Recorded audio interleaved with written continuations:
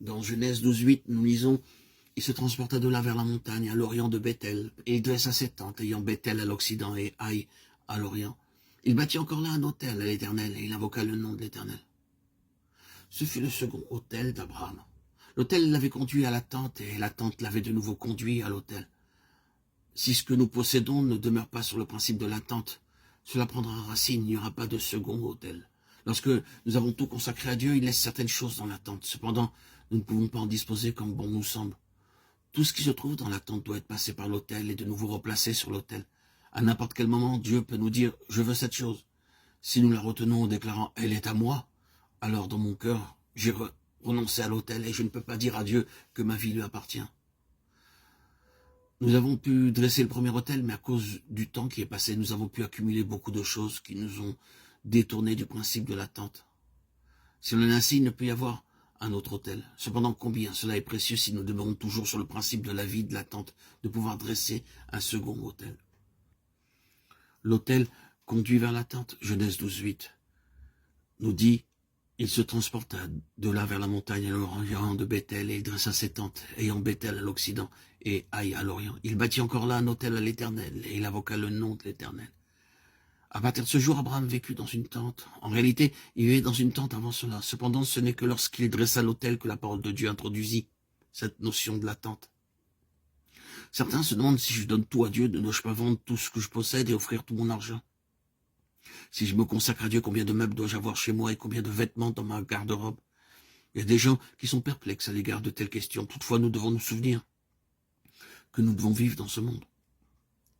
En ce qui concerne notre vie devant Dieu, tout doit être vraiment placé sur l'autel. Mais sur l'autre versant de notre vie dans le monde, nous avons encore besoin de certaines choses du domaine matériel. Il nous faut des vêtements, de la nourriture et une demeure. Nous devons tout consacrer à Dieu et vivre pour lui seul. Mais s'il nous demande de conserver certaines choses, alors je les garderai. Quoi qu'il en soit, nous devons appliquer le principe de l'attente à l'égard de tout ce qui nous permet de conserver, car il nous les restitue pour faire face à nos besoins dans ce monde. Nous pouvons les posséder ou nous pouvons les perdre. Elles peuvent nous être données ou enlevées. C'est cela le principe de la vie, de l'attente. Craignons donc de faire usage de ce qui nous n'a pas été placé sur l'autel et que nous avons reçu en retour. Que tout ce que Dieu nous restitue porte l'empreinte du principe de l'attente. Abraham a eu des manquements. Dans son histoire, il y a eu l'oubli du principe de l'autel et de l'attente et ce séjour en Égypte. Toutefois, il y a eu une restauration. Comment ce recouvrement a-t-il pu s'opérer? Genèse 13:3-4 déclare « Il dirigea ses marches du midi jusqu'à Bethel, jusqu'au lieu où était sa tente au commencement entre Bethel et Haï, au lieu où était l'autel qu'il avait fait précédemment. Et là, Abraham invoqua le nom de l'Éternel. » Le recouvrement peut avoir lieu si nous retournons à l'autel et à la tente. Quelqu'un parmi nous a-t-il failli? Sommes-nous retournés en Égypte de telle sorte que nous recherchions nos intérêts et la satisfaction de nos désirs? Si nous cherchons la voie du recouvrement, nous la trouverons à l'autel et dans la tente. La restauration de la vie spirituelle d'Abraham nécessitait un retour jusqu'au lieu où était sa tente, au lieu où était l'autel. Mais qu'est-il arrivé à Abraham après cette restauration?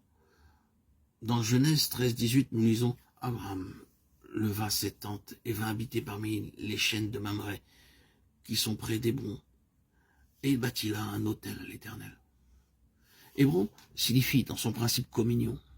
Après ce recouvrement, Abraham est entré dans le domaine d'une communion continuelle avec Dieu.